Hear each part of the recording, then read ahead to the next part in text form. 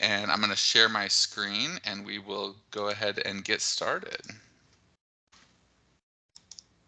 Wonderful. So you are likely here today because you've heard that we're transitioning from Blackboard Collaborate Ultra to Teams video conferencing as the primary video conferencing tool embedded in BlazeVIEW.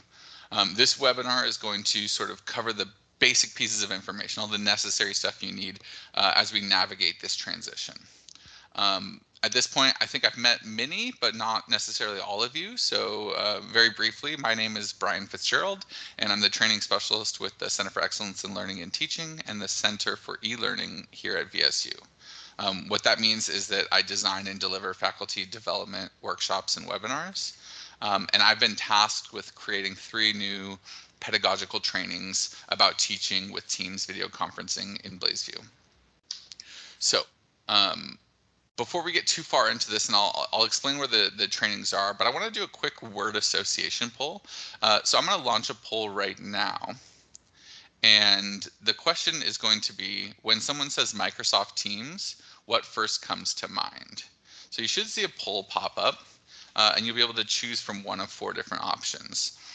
Chatting and instant messaging, file sharing, video conferencing, or like department meetings, right, if that's your primary use.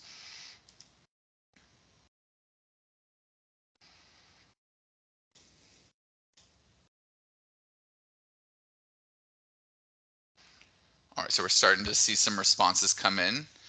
A lot of departmental work, definitely. Video conferencing and a little bit of chatting, instant messaging. Wonderful. Okay, so thank you all for submitting that. Nobody put file sharing, which is interesting to me. I think it's a very useful way to do that, but I guess it's not the primary thing I think of when I'm thinking about Teams video conferencing, right? But as you can see, Teams can actually be used in a lot of different ways. For me, it's mostly been like instant messaging and chat for me and my colleagues with CELT and eLearning. And then sometimes we'll use it, the video conferencing ability for somebody who can't make it live to a team meeting. We actually were able to just hire an instructional designer in eLearning that's fully remote. And so now we actually use it for him quite a bit. That's how he connects into all of our departmental meetings. And it's quite nice for file sharing as well. But if the idea of sort of completely changing the way that you run your class to accommodate the fact that we're transitioning to Teams sounds like a daunting task, I want to be the first to kind of tell you, don't worry, the vast majority of the features in Teams and in BlazeVIEW are going to remain exactly the same. And we're going to get into a lot of details in this webinar, but I thought it would be really important at the outset to make sure that we're covering the big picture, right? So the transition to Teams video conferencing in BlazeVIEW, it doesn't affect the chatting or the instant messaging features. It doesn't affect file sharing or scheduling department meetings that sort of connect to your Outlook calendar. All of that remains the same. The only thing that changes, and pay attention here because I'm gonna test you on this later, but the only thing that really changes is video conferencing. And even then, if you've been using Teams video conferencing in the past, the interface doesn't change, right? The only thing that's actually changing about Teams is that it can now be integrated into BlazeVIEW so that both you and your students can schedule meetings right from the BlazeVIEW course page, right? And so BlazeVIEW isn't really even changing either, right? All of the grades and assignments and quizzes and everything else that you've done in BlazeVIEW is going to stay the same, right? The only thing that's changing is that the live video conferencing platform that you can integrate into the learning management system is no longer Blackboard Collaborate Ultra. It's now Teams video conferencing, right? So the big picture here that I wanted to start off with is that this transition is a relatively modest one for most people. And I know that it affects some other people a little bit more than others, but and I also recognize, and I don't want to diminish the fact that asking somebody to use a new platform when you've already been using an existing platform, it can be a big ask, right? And so there's going to be a bit of work involved in sort of making this transition work for each individual person.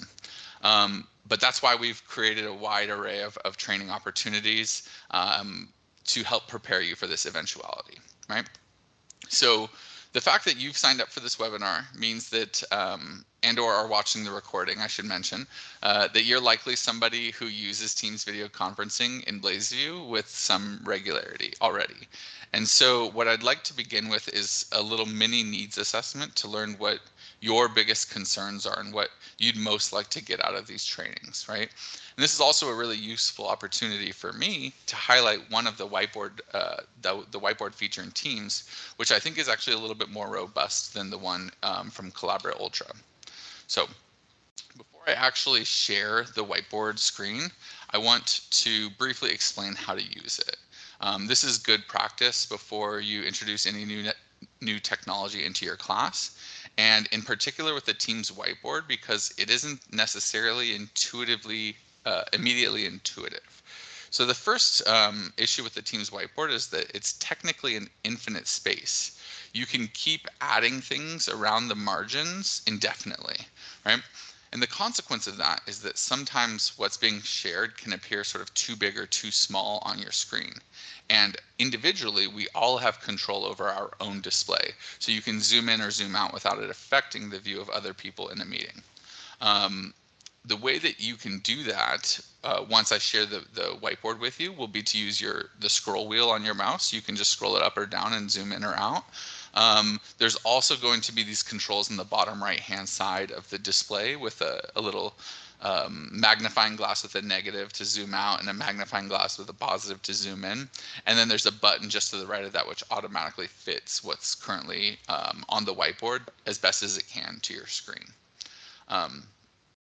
Okay, I'll talk a little bit more about Teams Whiteboard in some of the other trainings. So you can watch the recording of that if you weren't able to attend one of those, or sign up for the ones that I have going on later in the year. The other thing that I want to point out before I launch it is just how that you'll actually use the whiteboard. So I've preset it with a template with some discussion questions on there. And what I want you to do is actually click on the sticky notes and then type your response directly onto the existing notes. So you'll just double click on it and then you should be able to start typing right away. You'll also notice that if you kind of hover your mouse over the bottom left corner of any of the sticky notes, there you have the ability to do like thumbs up or heart reactions to the different notes. So if somebody else writes something that you support or want to sort of bring to the forefront, then that's a good way to do that as well. Okay, so I'm going to stop sharing my slide right now so that I can actually share this whiteboard.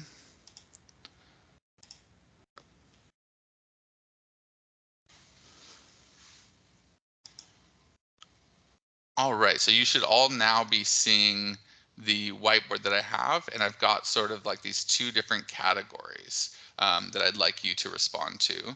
The first is what you know, that is what coming into this webinar, you already feel confident in what you already know about. And then the bottom section is what you want to know.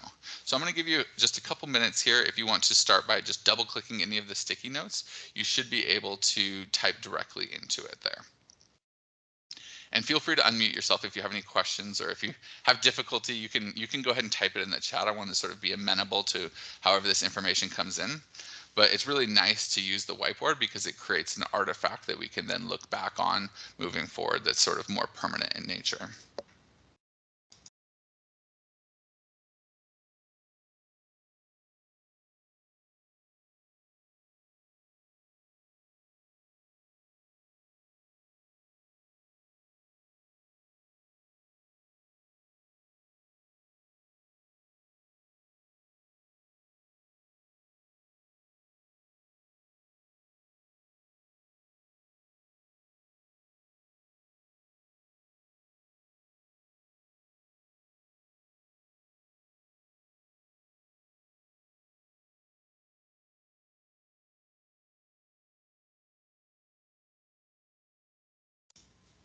Great. I'm starting to see a few responses come in. Thank you so much. So looking at setting up meetings or running office hours through using Teams, sharing screen. I think sharing your screen and then sharing a PowerPoint presentation, which is something that I've already demonstrated here. Not necessarily how to do, but the fact that you can do it, right? So student and advisee meetings. Thank you, Nicole. Seeing lots of responses come up here. Lantries would like to know how to load files for classes, so how to do file sharing. That's a absolutely wonderful feature that's sort of very easy to share documents. So we'll touch on that a little bit.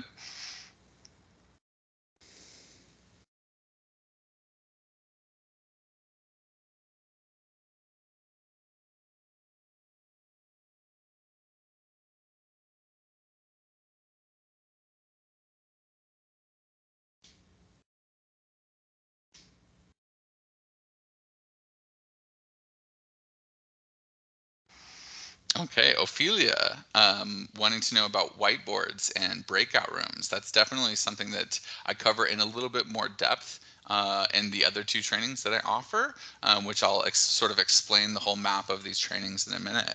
But I'm glad that those are a couple of features that you want because I definitely cover those in depth with some of the stuff that I'm doing. How two students can collaborate live in a Teams meeting. Okay.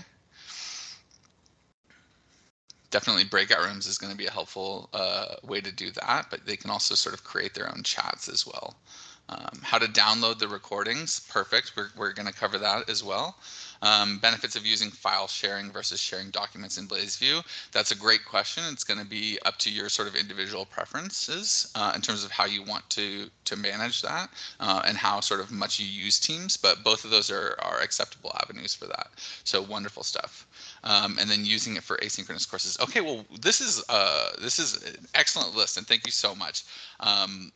There's a lot of really great stuff on here, things that I know that I already had planned to cover, and then a few things that we'll try to work in as well, right? I think that we've developed a lot of stuff that'll cover much of this, though, so I'm feeling pretty good about that. Um, the thing about running this sort of mini needs assessment is that there's nothing better than just asking people on the fly, like, what do you want to know? And making sure that we're sort of covering the bases for the specific things that you want to know about, right? So let me I want to very quickly make a distinction here between some of the trainings that I'm offering that I've already done this week, and then existing trainings that IT has put together on using the Teams interface specifically. That's because Teams, Microsoft, the entire Microsoft suite of products is principally supported by IT. And that's something you might want to make a note of later for the test that we have at the end of this webinar. But CELT and eLearning are here to support with the integration of Teams into BlazeView, and then sort of pedagogical best practices like using the whiteboard or breakout rooms. So we'll cover that a little bit, but if you want the sort of detailed technical, what do all the settings do, that's the kind of thing that Sheila does with some of her trainings in IT. So I just wanted to point that out here. I'm going to stop sharing this whiteboard and we're going to go back to the slides very quickly. Now, let's take a look at the different trainings that are going to be taking place and that you can attend based on the sort of questions and goals that you just described. Mm-hmm. So this is the training that you're in right now, which is transition from Collaborate Ultra to Teams video conferencing in BlazeView. And here I sort of cover a lot of the sort of main things that you need to know. We're going to look at how to download your existing Blackboard Collaborate Ultra recordings and then re-upload them into BlazeView if you'd like. And then also we're going to talk about how to set up the Teams integration on within BlazeView and how you can sort of schedule a meeting right from within BlazeView. But as I noted, I have a couple of other trainings. So the second training in this three-part series is about active learning. And there we look at setting up polls and setting up the whiteboard, a little bit of breakout room type stuff, not too much. And the reason for that is that the third training, I really get into breakout rooms and the pedagogy and the sort of how to use Teams to facilitate student-to-student collaboration. And a lot of that really focuses deeply on breakout rooms and group works and collaborative documents and different things like that. So I definitely saw some of you that were interested in these various features. So there are recordings. They'll be posted, should be by the end of today in BlazeView 101. If you go to BlazeView 101, in module 3, we've got a section called Browse Our Webinars. There, I'm going to have the recordings of all 3 of these webinars, plus all of the PowerPoint slides, plus all of the additional resources that I share throughout these different trainings. So you'll have sort of everything in one place right there. In addition to these 3 webinars, Sheila has got 3 webinars or 3 workshops that she sort of regularly offers. They'll be offered again in the fall, at least before this sort of deadline. So the first is about channels, chats, posts, and management, and that covers how to manage Microsoft Teams members, channels, settings, how to communicate effectively using the chats and posts and announcements. The second, oh, I'm sorry, I'm on the wrong. The second is files and apps, and that covers how to access, upload, and share files within Microsoft Teams, and how to use integrated applications like forms and tabs. So forms was how I actually launched this poll at the beginning. So she'll cover that in more detail as well during that workshop. And then the third is meetings and breakout rooms. And that's most relevant to this transition because it sort of directly relates to the video conferencing feature, which is what's principally changing here, right? And there she covers how to schedule and conduct virtual meetings using Teams, including how to set up and use breakout rooms for group discussions and collaborations. Now, naturally there's going to be some overlap, right? I talked about how I set up breakout rooms. She talks about how she sets up breakout rooms, right? The difference is that her trainings really get into the nitty gritty of all the different settings and different things that you can do. Where mine are sort of, it glosses over it a little bit to sort of think about how you can use that in your classroom to improve student outcomes, right? So already there's a bunch of trainings available to you, but we've got a few more options as well here.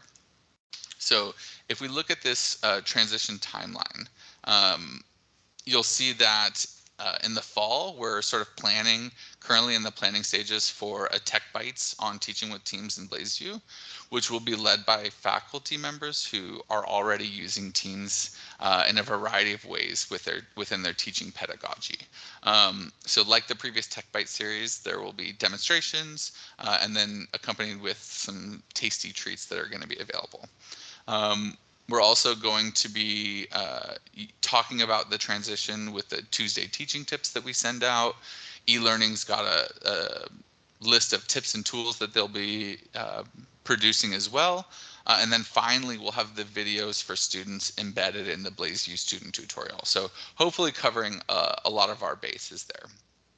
Finally, we've created a bunch of job aids. These are step-by-step guides on how to do all the things that we talk about with pictures. I'm going to share a few of them with you today, but we also have a few more that are sort of specific to niche, different type things. And then we'll be probably making more as other issues come up and we realize perhaps we need a job aid for something that we hadn't anticipated in advance, right? The one thing that I want to do very quickly is to bring your attention to this last part, which is December 15th. That's because that's the end of Blackboard Collaborate Ultra here at VSU. So any existing Blackboard Collaborate Ultra recordings that you want to keep need to be downloaded by that date. It's really important that you do it by that date because that's the last time we have access to it. So it's not actually very hard. I'm going to show you how to do that in just a second. But it is important that we sort of keep that date in mind. Now, there are a number of reasons why you might want to download your existing, like pedagogical reasons why you might have recorded and download class sessions. First would be, for example, if a student had an excused absence and you want them to be able to see the recording of a session that you did so that they can keep pace with the class. But also perhaps you covered in detail the assignment instructions for an assignment that you'll want to use again semester to semester, right? If you can take that recording and just post that, then students can access it at any time they need clarification on what the assignments for an instruction are. Or maybe you've got like a little mini micro lecture that you want students to watch before they come into a live session. Right? The point is that there's a lot of existing reasons why you might want to save one of your Blackboard Collaborate Ultra recordings. And so it's important that we show you how to sort of save those now. So I'm going to take a quick second, and in the chat, I'm going to actually post a few of the job aids that we have. So let me start with how to download and share your Collaborate Ultra recording.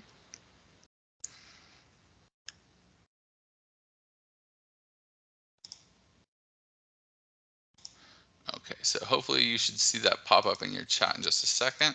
And then I'm going to just go ahead and share all of the ones that we're going to be using today as well now, just so that they're all in there.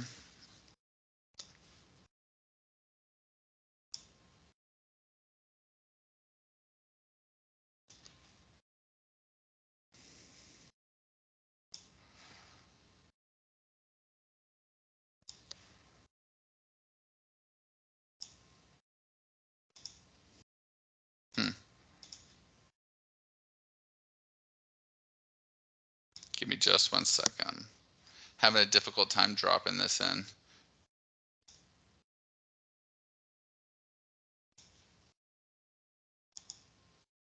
Okay, so the second one, and here the third. So for those of you who are watching the recording, know that these are all going to be in the module in BlazeView 101 right underneath the recordings. So you'll be able to access these job aids as well. So if you want to open up the Blackboard Collaborate Ultra one, you should actually download all of these just like right away so that you have them. But we're going to be, if you want to follow along for this sort of how to download and share back out a Blackboard Collaborate Ultra recording, you might want to download that and just sort of open it up on its own now. So um, let's go ahead and jump into this. So I'm going to share a different screen if I can.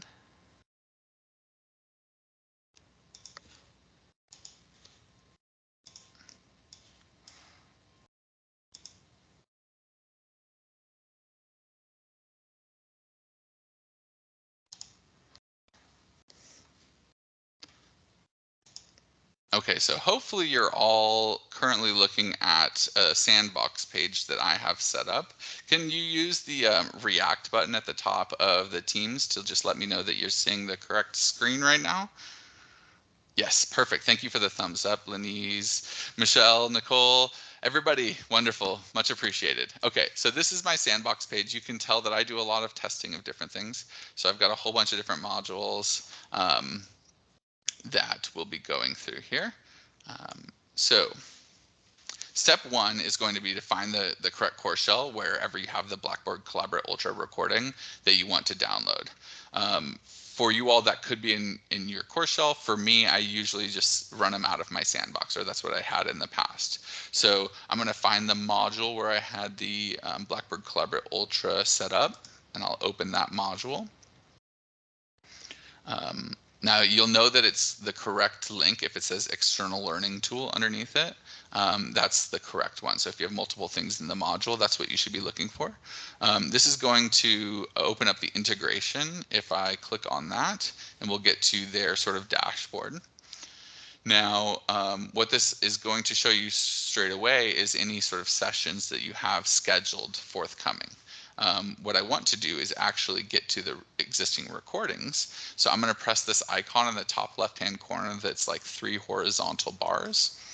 And then I'm going to click on recordings here. Now, by default, this is going to limit your display to recordings from the last 30 days. And you'll notice that I don't have any recordings from the last 30 days, but I do have recordings that are older than that I want to download. So the way that you'll do that is actually click on where it says recent recordings next to filter by, and then switch to recordings in a range. Now for me, I'm just going to take this earlier date by clicking on this calendar and just moving it back like a bunch of months to get all kinds of things that I have. Now, once I have that new range in place, you'll see that I have a bunch of existing recordings that pop up that are older than 30 days old.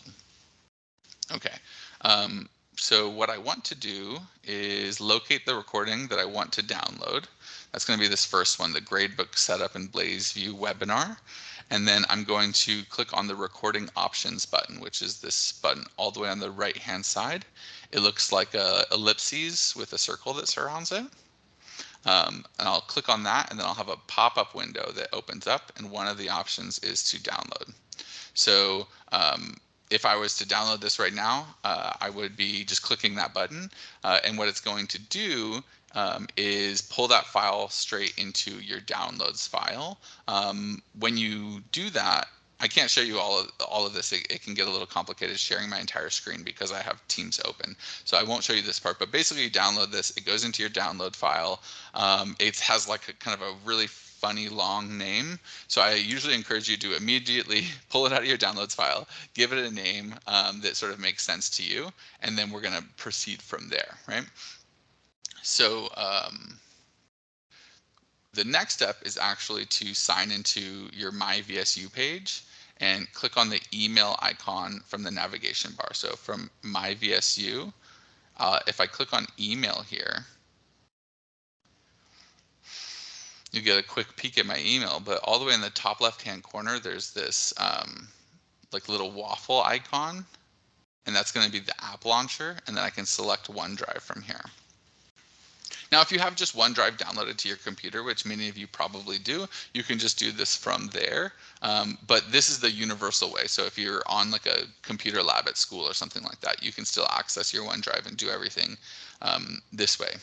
So you'll see that you can sort of upload files and then bring the webinar or whatever recording you had and upload it into your OneDrive here. So I've already done that. I've got my gradebook webinar recording right here. And so we're going to go ahead and click on that to open it up. And it'll automatically start playing, so I'm going to pause that very quickly. Perfect. Now, what we want to do is figure out how we can share this back out into BlazeView, right? And there's going to be a number of ways to do this. I'm going to show you one way that sort of feels more universal.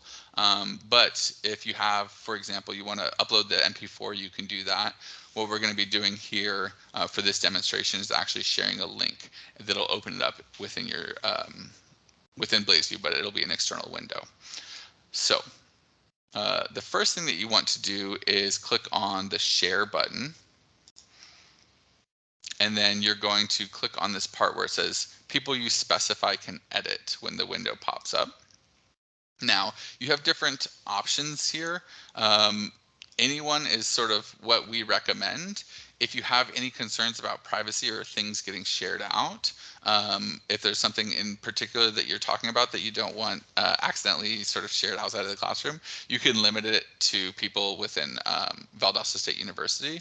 But if you end up with like a guest lecture or somebody's doing accreditation for your class or something like that, then they won't be able to look at it. So anyone is our default unless you have good reason not to. So you can click anyone, and then here you, under more settings, you'll go from can edit to can view, right? Then you have two options that are additional when you go to can view. The first is to set an expiration date. So for example, you could set it to expire at the end of the semester so that students can't come back to this years later for whatever reason, right? It's just during the term. And you can also set it to prevent people from downloading this once you share it. So you'll do all that and you'll click apply.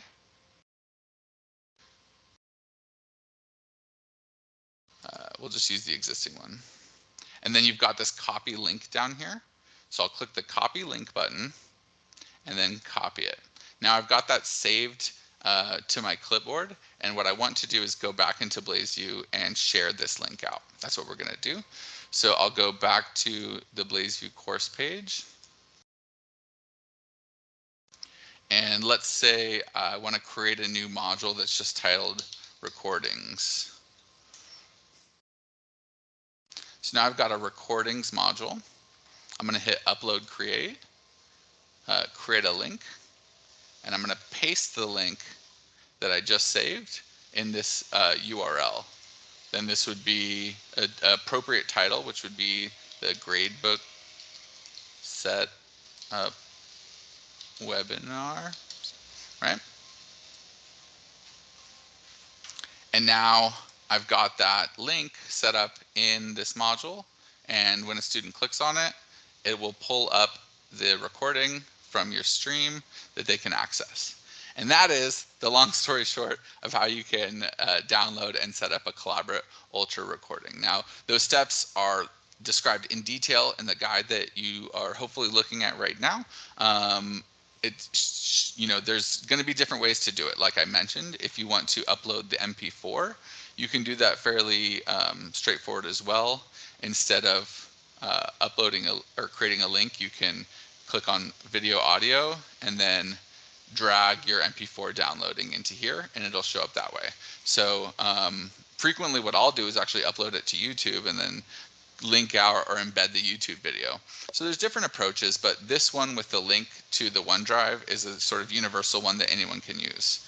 I want to pause for just a quick second because I know that there was a lot of technical steps that I just walked through. Does anybody have any questions at this point? You can feel free to unmute yourself or use a raise hand to let me know if you have a question right now.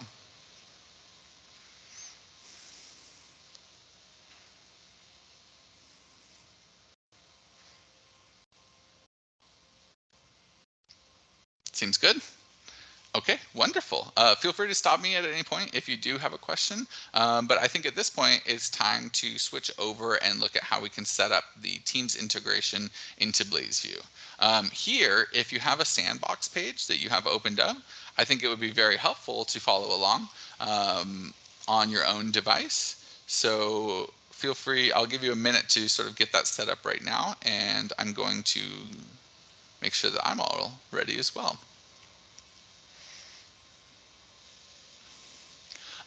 While you guys are pulling up your sandboxes, if you have one and want to follow along, I want to just make a quick clarifying point that I've been working with some faculty, or we've been testing this out, and if you're using Chrome, we haven't had anybody having any issues using Chrome.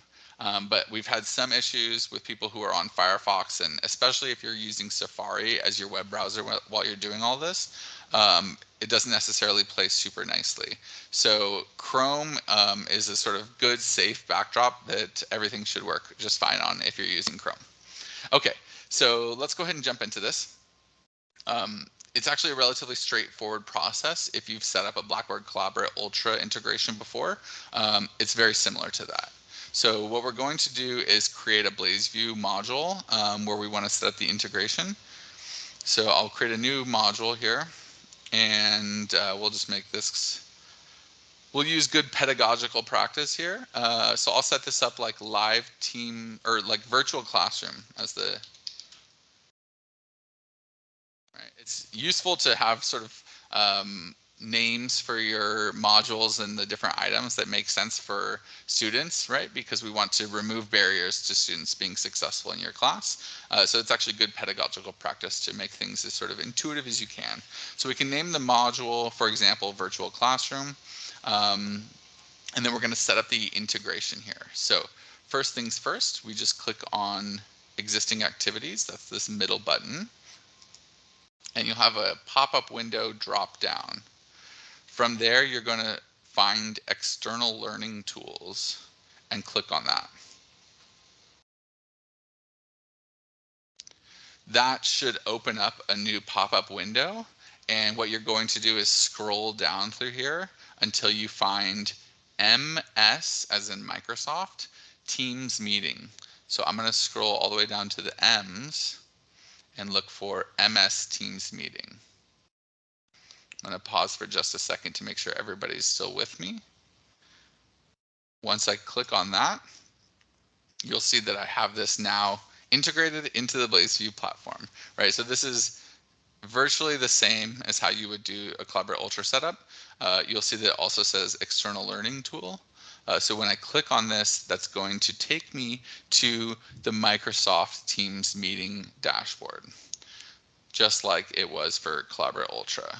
Now, I want to point out, if you aren't currently signed into your Teams account, which you all should be, I think. There's nobody here as a guest. Okay, so it should just pop up like this. If you, for whatever reason, aren't signed into Teams at a later time when you do this, then it might ask you to sign in, and you can just use your sort of VSU standard credentials, and it'll sign you in. You should be good to go. But there might be a little pop-up there first if you aren't currently logged in. So I did want to point that out. Okay, now, first things first, we've named our module something that makes sense, virtual classroom. You can actually go in here and edit the title of this too, so that it's not MS Teams meeting. This can be like live Teams meeting links, For example, it doesn't have to be that. It can be whatever makes sense for your class. It could just say office hours meeting links or however you're using it, right? But something intuitive for students to follow along is going to be helpful there. And that's pretty much it. That's the setup. But I do want to take a minute to actually walk through how we can start a meeting and some of the different settings that you can do for that. So what's very cool about this is that both you and students in the class have the ability to schedule meetings. So if you have students working on a group project and they want to find a time to get together to meet, they can actually come right into the BlazeVIEW course shell and schedule their own meeting. But for us, we're going to click this plus new meeting button. And if you've used Teams before, this is probably going to look pretty familiar. It's got a lot of the same options as when you're using the Teams app. So we'll give the meeting a name. This is going to be, I'm going to invite my e-learning colleagues, so I just want to let them know not to join this. So I'll use test meeting, do not join. You have the ability to add required attendees by typing in their email address here, right? So I could invite Jamie Landau very easily. I won't though. Um, Next, you have the ability to set the date and time for the meeting. Now, I want to highlight this very quickly because I had somebody ask me, one of the things you could do with Collaborate Ultra is just have like an unending meeting that you can use for office hours or something along those lines. So the way that you would kind of replicate that type of a thing using Teams in BlazeView is to just change the end date here to like the end date of the semester, right? So you can start from the first date and have it open to the end date. And then you have this sort of open-ended meeting where if, for example, a student reaches out to you and says, hey, can I talk to you for 30 minutes? You say, yeah, sure, go to the office hours link, and it's just always open. So I had some people that were asking about that, and that's the way that you would end up wanting to do that. Okay. The other thing you can do is if you're sort of meeting regularly every Tuesday, Thursday, you can set it to repeat. So here we can do weekly, and then you can say, Wednesday and Friday, right? And then when you save it, now this occurs every Wednesday and Friday, starting on the date for the times that are listed, right? So this is a weird thing to do because we have it scheduled for a month. So we won't do it that way. We won't repeat because this is like a very long session. Now, the one thing that is very different is how you're going to invite all of the students in your class into the Teams meeting. And the way that you're going to do that is here where it says add channel. So the way that you'll, for every class on VSU, IT creates a class teams, and those class teams have all of the people that are associated with your class embedded in it. So the easiest way to sort of grab everybody in your class and invite them to a meeting is to find your class team and then invite the general channel. So I've got a demo CELT class team right here, and I can find the general channel, and that will invite all of the people that I have in my class teams. Now, if you're following along right now, first of all, if you have a class team, I wouldn't encourage you to do this right now because it'll actually send them an invite. But you also might not have class teams because we're sort of in between sessions. But rest assured that they do sort of create these class teams before the calendar starts, and this will be the way that you want to very easily add everybody to it. Then you can do any sort of notes that you need, or make sure that you bring such and such to the meeting. You can type that down here, and that's it. You can sort of set up your meeting that way. Once you're ready, you just click the send button, and you'll see that we've got the meeting scheduled. Now this is actually like the way that I have this set up with 70 days. It shows up in a bunch of different ways, but you can join it by clicking the join button. You can also go straight to the chat through here or edit the things. Maybe I don't want this to go on for several months. So let's go, and we'll just leave, we'll end it. Actually, I only want that to go on for one day. Nice 30-minute meeting. Okay, so the one last thing that I want to cover here has to do with recordings, and you'll see that I uploaded a separate, an entirely separate job aid for this, and it's because the recordings actually change depending on how you set up the meeting a little bit. So broadly speaking, if you do what we just did, where you set up the record, or you invite everybody using your channel, your team's channel, then where the recording is going to live is on the sort of chat. So if you're used to Teams, you'll know that the recording after a meeting, it'll just pop up right into the meeting chat, and you have access to it there. So you can get there from within BlazeView by clicking on this ellipses and then going to the chat, and that's going to pull up the chat within your web browser, and you'll be able to find the recording there. If you regularly use the application on its own, you'll find it in there just like all of the other Teams recordings that you have. The one difference is when you were scheduling a meeting, if the only way that you invited people was through here, the required attendees, then the meeting recording will actually, once you're done, appear right here on the dashboard. So you'll have the recording and the transcript. It all just shows up right here, and you'll be able to click from within BlazeView and find it. So it's even easier there if you just invited, like if you had a one-on-one meeting with somebody and you invited them personally, the recording will be there, and it's only accessible to the people who were invited to that meeting. So the recording will pop up for you and the other people that were invited, but not everybody in the class. So that's convenient. The final thing that I'll say about recordings is that, and this is important, the recordings expire by default after 60 days, right? And that's really important information that we might get tested on here in a few minutes. So by default, the recordings expire after 60 days. You'll have to go in and manually adjust that. And there's instructions for how to do all of that in the job aid. But if, for example, you're recording your first class session of the semester and you want them to be available for the entire semester, you'll want to go in and extend that date or even record it for indefinitely so that they don't expire on you. I would encourage you to download all of these and just put them in OneDrive, because that's the safest and the best place to store all your files. So you can have it in multiple places, but I think that I just keep everything in OneDrive because I feel best about accessing things from there. Okay, so that covers a lot of information. We just did a whole bunch of stuff. I'm going to stop sharing now. And once again, I want to pause and just open it up. If anybody has questions about anything we just covered, we have a couple of minutes to answer your questions right now. Feel free to raise your hand or unmute yourself. Nicole, sure. So I may have missed some things, or I'm not sure, but now that Teams, I have a few questions. Now that Teams is integrated into our course shells, we've currently, in order to have students use Teams, we've had to go into our course team and hit that invite button and invite them all to give them access. Is that still going to be happening, or do they automatically have access because it's in the course shell? That's a wonderful question. So you don't have to use the class teams at all. So you don't have to go in and set it up. You don't have to invite them that way. You can continue not doing that. But you'll still be able to use the fact that they're in that class team to create a meeting.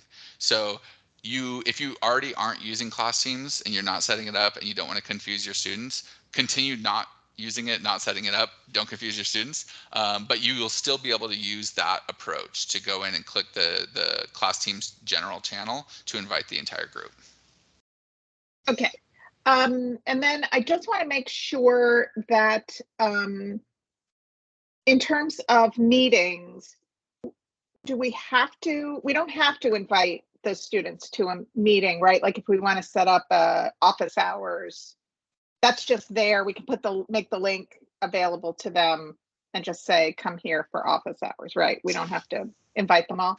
Correct. Yeah. So you can create just like a public meeting link. I usually think that the easiest way to do that, if you just schedule the meeting and then you go into your application. So schedule the meeting without inviting anybody. Open up your Teams app and then right click on the meeting and it'll give you a copy link button, right? That's a general public link for anybody to join that meeting. and then go in and share that link in BlazeView the same way we had create a link using the Collaborate Ultra recording that we did, if you recall, during that demonstration. So create a file, create a new link, and then paste that link there and say, join using this link. Then that's a public facing link and you don't have to worry about setting it up. So that would be the way that I would do that. Right. So that's pretty much like the Teams version of doing that through Collaborate. Yeah, I think so. I think that's a fair approach. Okay. Okay. Cool. And then I just want to say one thing that I know you have no control over, and maybe even USG doesn't have any control over it, but Chrome is the worst browser for privacy because it's Google. So I just like to say that whenever I can. I use Safari and Firefox exclusively, except I guess to some degree I might have to. I actually haven't had trouble setting up meetings and things using Safari, but anyway, but yeah, I just like to say that when I can, because it annoys me that we have to use Chrome. We have to default to Chrome sometimes. Yeah. So. You don't have to. What so if you I would probably, if those are the two browsers that you use, I would start with Firefox. You'll probably have less trouble with Firefox than Safari. And then just switch to Chrome if you end up running into problems, and I think that'll get you a long way. Yeah, but and I don't like to make students use Chrome. If they want to, that's fine, that's their business, but yeah, anyway. So. Yeah, Chrome, I mean, I'm right there with you. As far as privacy, it's not the best, but in terms of it working with everything, it probably is the best. And so there's a trade-off there. And so when I'm running a training, I'll just tell people use Chrome because it all works. But if that's your concern, then I would start with Firefox in terms of a good balance between mostly working with everything and also having good privacy concerns. That's what I do. Okay, thank you. That's My pleasure. Any other questions here before we turn to our final activity for the day? Ophelia, yes. Yes, I have a question that may confuse everybody else because it is about GoView. Okay. And Jamie may have already mentioned to you that many of our classes are given in GoView or offered in GoView. It's an e-language. And of what I understood yesterday from my conversation with her, Teams is not integrated in GoView yet. Correct. So what do we do? I know it may be a conversation for an additional workshop. If it's so, just let me know. Yeah. The thing is, I was trying to be very careful that this is like very BlazeView specific, because as I was developing these, we didn't totally know exactly what was going to happen with GoView.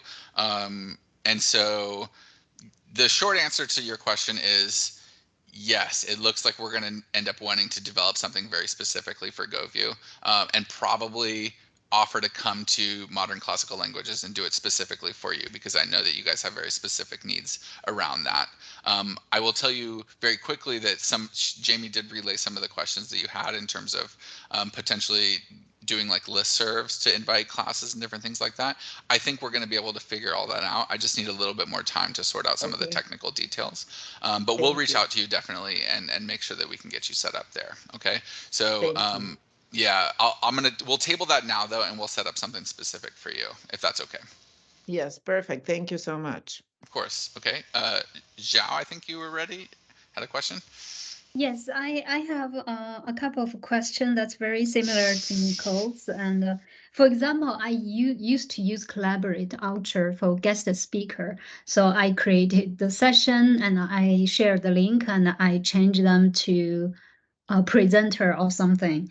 So when I do it in Teams, I can set up the meeting. I can invite the guest speaker. But how can is there a way that they be the presenter, or they can do it once they're in the meeting?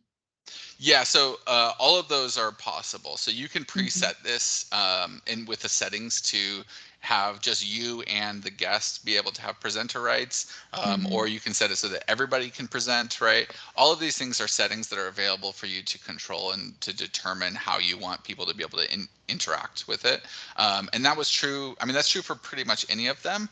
You have to kind of dig into the settings if you want like only 2 people, or, for example, in breakout rooms, you can set breakout room managers, and the breakout room Mhm. managers can present and nobody else in the breakout rooms can present, right? So there's a lot of ways in which you have sort of very finite control over it.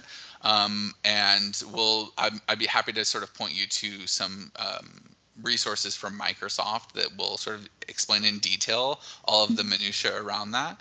But the short answer to your question is yes, you'll have the ability to limit it to you and one other person who have presenter rights, and everybody else doesn't have, presenter rights. That's definitely something you can do. Thank you. The other question is, I used to use Collaborate Ultra to ask a student to pair up to do group work. In Collaborate Ultra, I created the room for them, and they just go to that, two of them together. Once we switch to Teams, I cannot create a meeting for each pair. They have the opportunity to create their meeting room for themselves, right?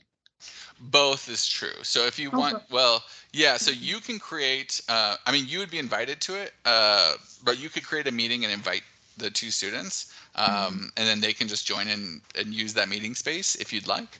But they should also be able to create a meeting too. So if, for example, they're working on a big project and they need to meet, for 30 minutes at some unscheduled time, they can create their own meeting within the LTI, and that should work just fine. Also, if you want, and I think that's what you were talking about, is like a separate meeting, but that's also something that you can do with breakout rooms. So you can create breakout rooms either in advance or live during the class and send two people to go have some time during a session separately where they can sort of communicate on whatever it is that they're working on together. And you have total control over that. So you can randomly assign people to 5 groups, or you can sort of manually assign people to groups. You can just send 2 people to a breakout room while everybody else stays in the class. There's a lot of opportunities for you in terms of how you want to manage that.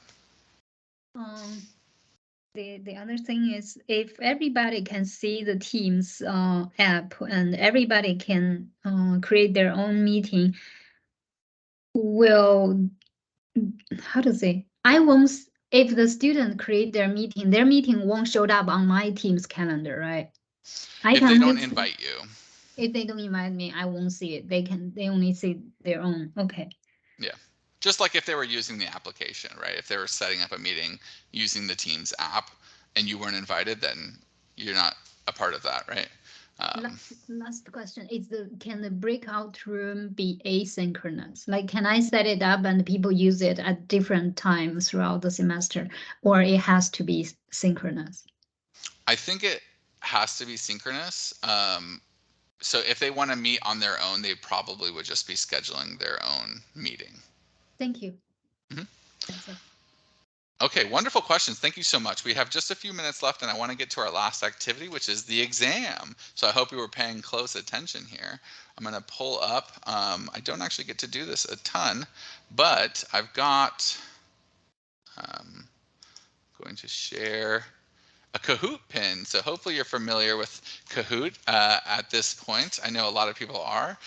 If you would like to play and take a look at some important pieces of information that I've wrapped up into this quiz, you can go to www.kahoot.it and then enter in this game pin. So I'll give you a few minutes to join in here.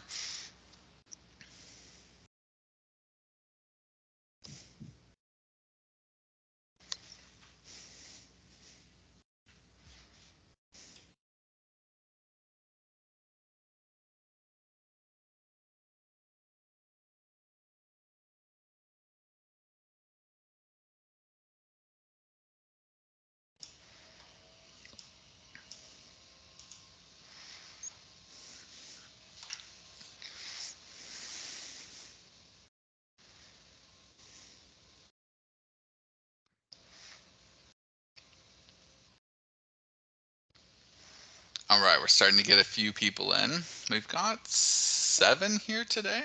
So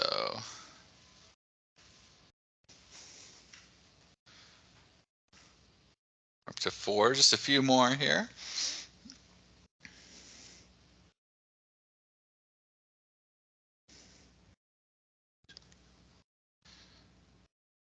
If anybody's having difficulties logging in, let me know. Hoping we can get everybody in. I think we're waiting on Lenice and Lantry and Anna. Are any of you having difficulty accessing it?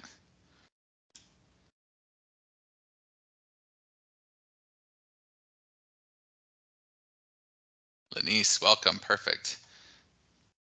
Lantry or Anna? Anna's there? Who am I missing now? Did I lose somebody?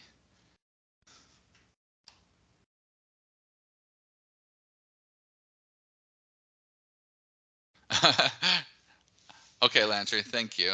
I appreciate you letting me know. And not a problem there. So let's go ahead and just get started here for those of you who are able to join. And if not, you can follow along and just see. But the first question,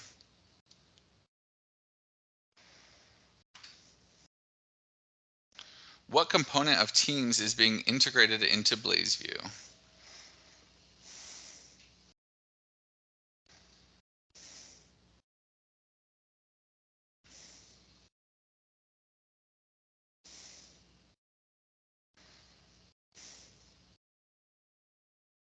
Just a few Well, seconds left.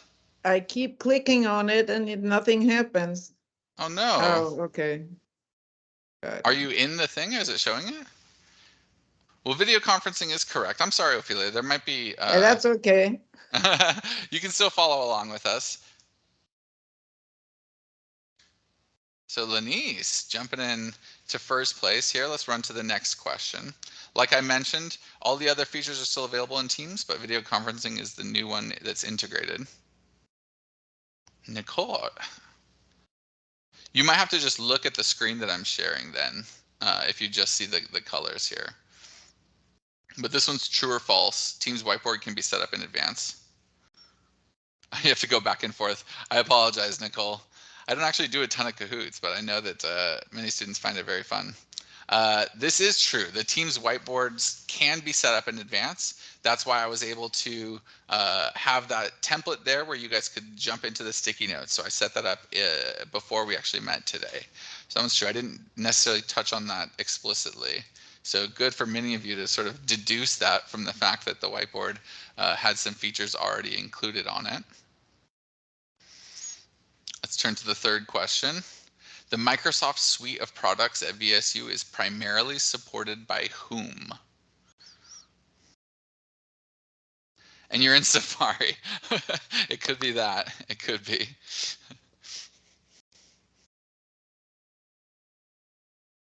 Few seconds left for this last one. Or for this, I'm sorry, this question. It is IT. So all of the Microsoft okay, so only seeing the shapes as well, Denise. Okay, so maybe that's just how it is. But yes, here, so Microsoft Suite is primarily supported by IT, and so that's why they have a bunch of technical trainings. CELT and eLearning are happy to help support specifically how it's integrated into BlazeVIEW, and then also the sort of pedagogical applications.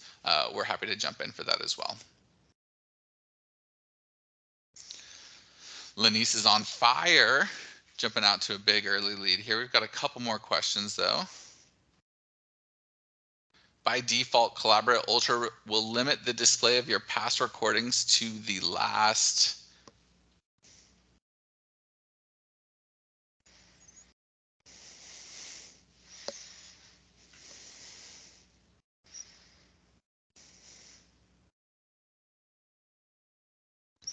Okay, 30 days is correct. So if you're trying to access a recording that's older than that, you need to switch to the date range and move the initial part of your calendar backwards to find older recordings if you want to download those.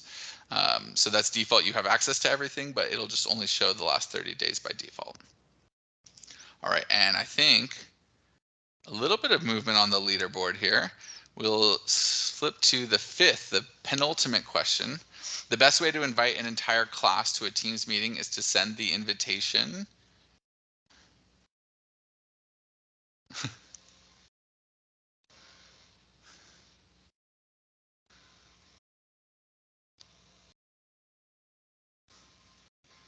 Correct, using the class team's general channel. Although certified USPS ground, we'll get there eventually. But yes, using the class team's channel. And let's turn to our final question here. Good job. Almost everybody's got it correct. Morse code is your second favorite option. If you can manage it, then more power to you. By default, Teams recordings expire after how many days?